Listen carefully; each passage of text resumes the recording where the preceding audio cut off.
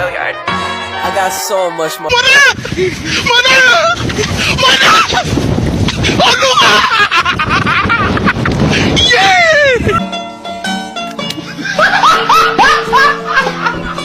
Are you ready, kids? Aye, aye, Captain! I can't hear you. Aye, aye, Captain! Oh!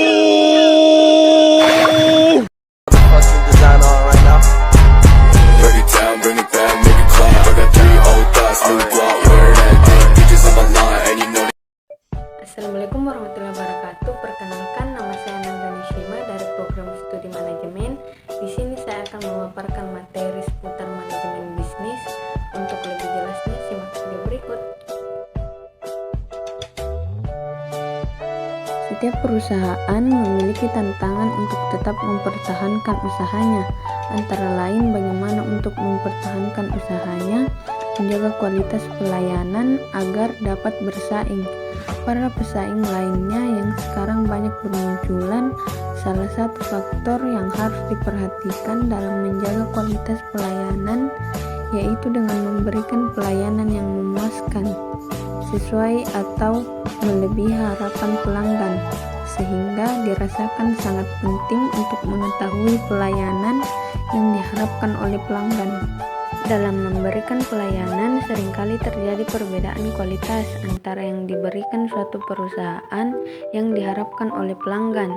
Besarnya perbedaan kualitas tersebut tergantung dari seberapa besar perusahaan tersebut dapat memenuhi kebutuhan dan harapan pelanggannya, serta tergantung pada perilaku pelanggan dalam membeli, menggunakan, dan mengevaluasi jasa yang diberikan.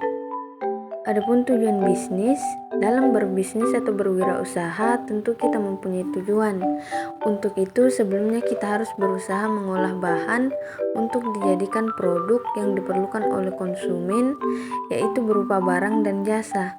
Sedangkan tujuan dari perusahaan adalah mendapatkan laba maksimum, yakni suatu imbalan yang diperoleh oleh perusahaan dari penyediaan suatu produk bagi para konsumen.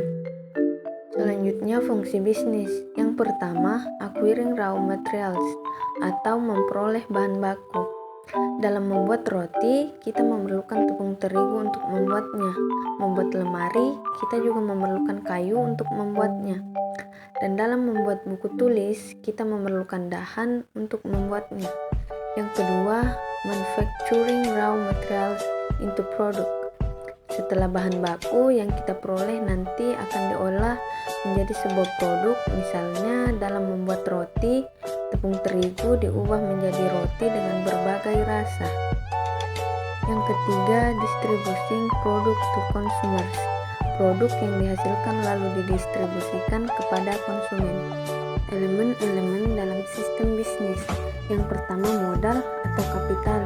Sejumlah uang yang digunakan untuk menjalankan kegiatan bisnis, yaitu transaksi. Yang kedua, bahan-bahan atau materials. Faktor produksi yang diperlukan dalam melaksanakan aktivitas bisnis untuk diolah dan menghasilkan barang dan jasa yang dibutuhkan masyarakat. 3. Sumber daya manusia atau SDM.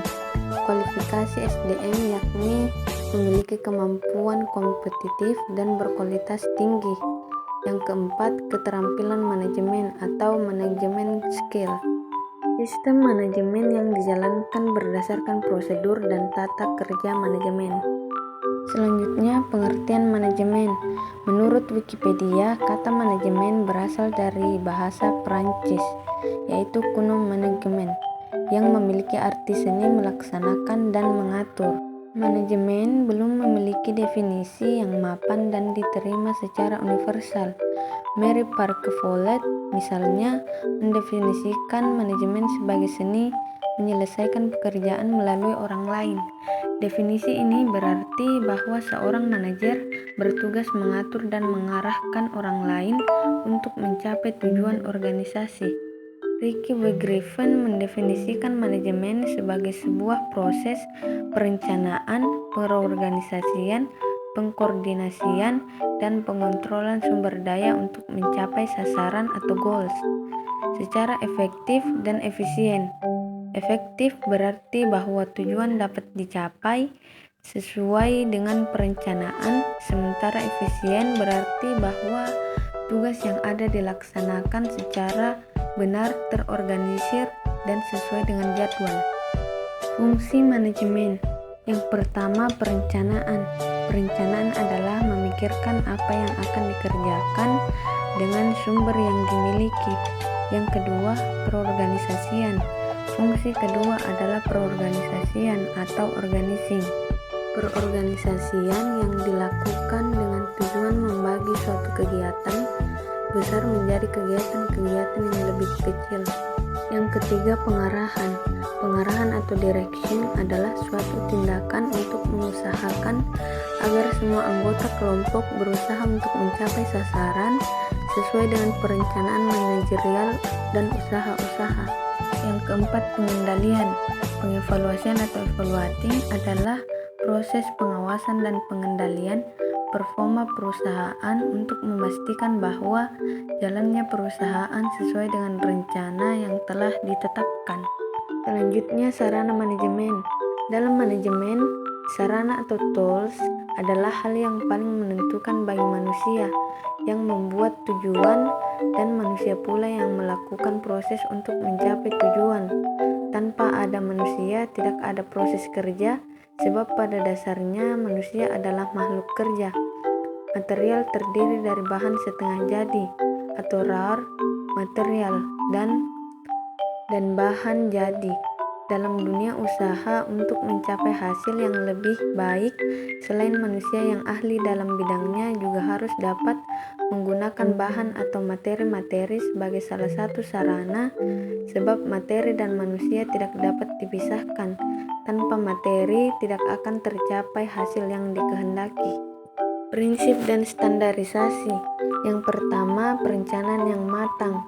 Misalnya dalam membuat suatu produk, maka kita harus melakukan penelitian terlebih dahulu mengenai pasar, konsumen, produk pesaing, dan kendala-kendala yang mungkin akan muncul agar produk kita tepat sasaran dan tidak gugur bila terkena berbagai tekanan dan kendala yang muncul. Yang kedua, selalu terbuka dan selalu belajar. Perkembangan dunia bisnis begitu cepat. Begitu banyak bidang yang mendukung suatu bisnis, misalnya bidang teknologi informasi. Begitu banyak perubahan yang terjadi di luar perusahaan. Karena itu, kita tidak boleh tertutup dan harus berusaha menerima perubahan yang ada. Yang ketiga, sumber daya manusia yang berkualitas, loyal dan sejahtera. Sumber daya manusia atau SDM yang berkualitas merupakan kunci penggerak perusahaan. Dengan adanya SDM yang mampu menggerakkan perusahaan dengan baik, maka suatu perusahaan akan mampu berkembang dan melakukan bisnisnya dengan efektif dan efisien. SDM yang berkualitas tidaklah cukup untuk menjalankan perusahaan dalam jangka panjang. Diperlukan loyalitas pegawai terhadap perusahaan tempat di mana dia bekerja.